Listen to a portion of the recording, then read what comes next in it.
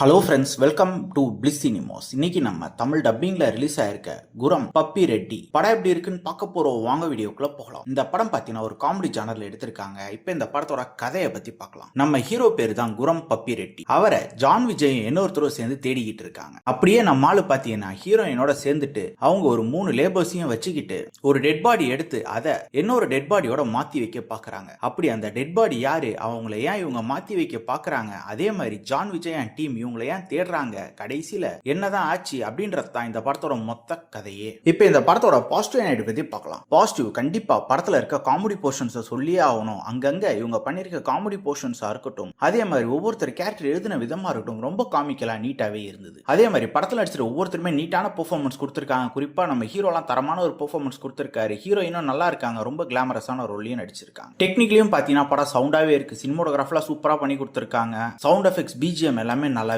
இருக்கு. அதே மாதிரி படத்தோட ஃபர்ஸ்ட் ஹாஃப் பொறுத்தளவு ஃபர்ஸ்ட் 30 மினிட்ஸ்ல ரொம்ப சூப்பரா கொண்டு போறாங்க. இந்த படத்தோட நெகட்டிவ் பத்தி பாத்தீங்கன்னா ஸ்டோரி பார்ட் தான். 100 படங்கள்ல பார்த்து பழக்கப்பட்ட அதே ஸ்டோரி பார்ட்டா தான் இருக்கு. சரி, அதை எங்கேஜிங்கா பிரசன்ட் பண்ணிருக்காங்கன்னு பாத்தீங்கன்னா, நான் ஆல்ரெடி சொன்ன மாதிரி ஃபர்ஸ்ட் 30 நிமிஷம் பாத்தீங்கன்னா ரொம்ப விறுவிறுப்பா போகுது. அதுக்கப்புறம் படம் பயங்கரமா லேக் அடிக்க ஆரம்பிக்கும். படத்துல இருக்க காமெடி போர்ஷன்ஸ் மட்டும் தான் நல்லா இருக்கே தவிர அதை தாண்டி பார்க்கும்போது பல போர்ஷன்ஸ் லேக் அடிக்க தான் செய்யும். அதுவும் படத்துல வர சாங்ஸ் எல்லாம் பாத்தீங்கன்னா வேகத்தடையா தான் இருக்குன்னு சொல்லலாம். இந்த டீம் காமெடி போர்ஷன்ஸ் மட்டும் இல்லாம எல்லா இடத்துலயுமே போக்கஸ் பண்ணி எழுதிருந்தாங்கன்னா இந்த படம் வேற லெவல்ல வந்துடும். இப்பயும் பாத்தீங்கன்னா கண்டிப்பா இது ஒரு ஒன் டைம் வாட்சபிள் காமெடி படம் தான். வேணும்னா ட்ரை பண்ணி பாருங்க. இன்னொரு வீடியோல சந்திக்கலாம். தேங்க்யூ.